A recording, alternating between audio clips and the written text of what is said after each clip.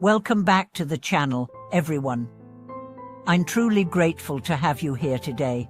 What we are diving into now isn't just another philosophical musing or a motivational story. It's a subject that will most likely shake you at your core and leave you reflecting for days. Let me ask you a question right off the bat. Have you ever felt a whisper within, in the quiet of the night or amidst the noise of achievement, asking, "Is this really what you want?" That subtle but persistent voice that arises not from guilt, not from fear, not even from external judgment, but from something far deeper that, my friend, is your conscience. And today, we are going to explore why it is that no matter where you run, what you achieve, or how you justify your actions, you simply cannot escape your conscience.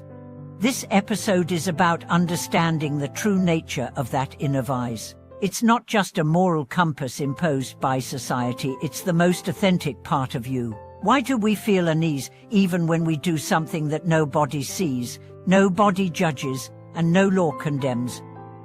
Why does this voice seem more powerful than any written rule or external punishment? Today, I walk you through stories, some fictional, some real, that illustrate how conscience, often neglected or rationalized away, is the thread that connects the essence of who we are across time.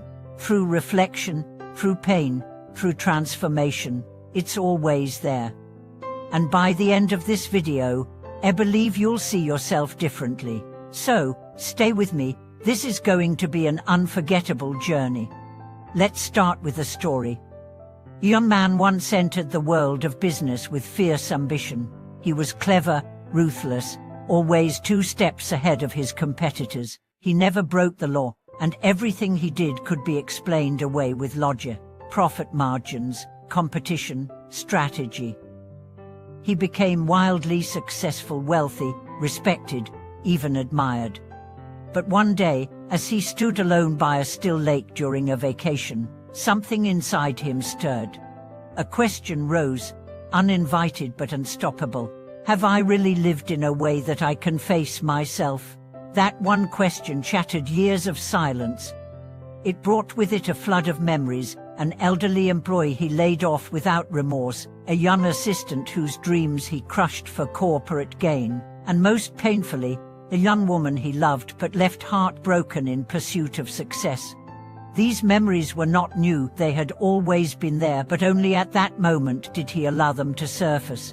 Why? Because at long last, he was alone with his conscience. This is the nature of conscience. It waits. It does not punish. It does not accuse. But when the noise subsides, it speaks. It doesn't need an audience. It doesn't rely on laws. It isn't swayed by what others think. It exists solely within you, tied not to judgment, but to truth. One of the most powerful spiritual teachers once said, "A conscience does not restrain you, it guides you." It doesn't want you to suffer, it wants you to be real. And yet, we suffer. We suffer not because conscience is cruel, but because we often live in resistance to it. We live in an era of brilliant justifications. We can defend anything with a good argument. We say harsh words for someone's own good. We deny help because we must protect ourselves. We make unethical choices and label them as strategic, but deep down, in the stillness of our own heart, we know, we always know. Have you ever done something others praised you for, yet you felt uneasy afterward? Perhaps you gave to charity, but knew you did it for recognition. Maybe you helped someone, but deep inside, your motive was to feel superior. No one can see that, but you can. That uneasiness, that's your conscience speaking, not to judge, but to remind you that you are meant to live with authenticity, not to shame you, but to return you to a life of clarity and openness. There's another story I want to share. During a major health crisis, a doctor worked tirelessly, saving lives and becoming a hero in his community. But in one instance, a miscalculation caused a patient's death. There were no legal repercussions, no complaints. Yet, every night after, the doctor relived that moment. He couldn't sleep.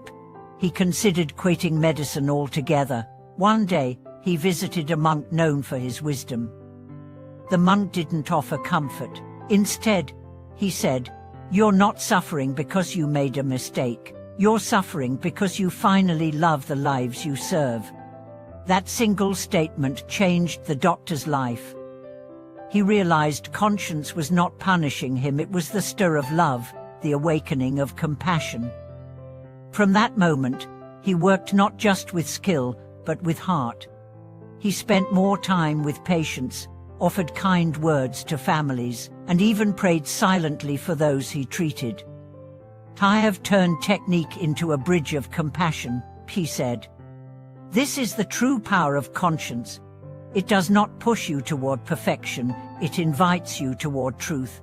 People often pursue success, enlightenment, or personal growth with intense passion, but somewhere along the way, they lose the stillness within.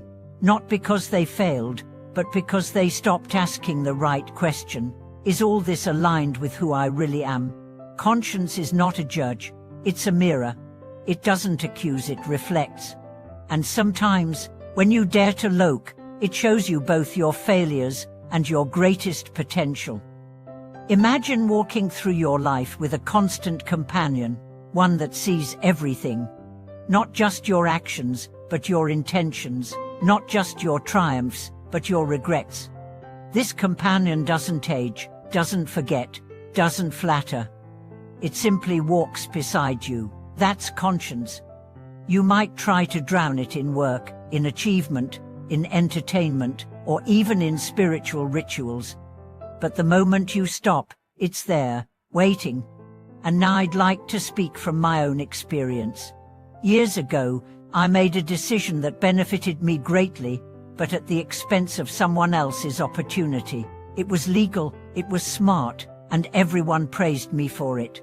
But every time I looked at that person who never complained, by the way I felt a sting. For years, I told myself I had done nothing wrong, but late at night, I knew otherwise. Eventually, I wrote to that person, acknowledging what I had done. They were surprised, even moved.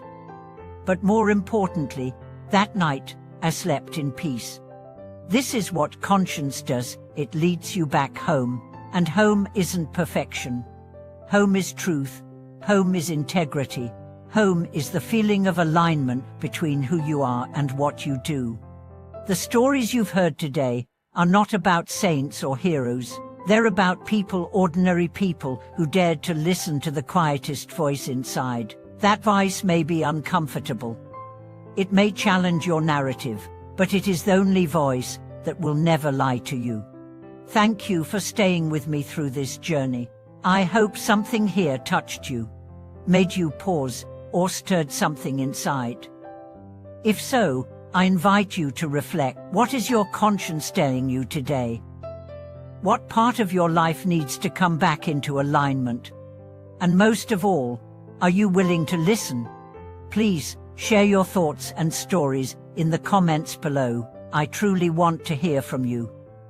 Don't forget to subscribe, like this video, and hit the bell so you won't miss any of our future deep dives. Your support means the world to this channel.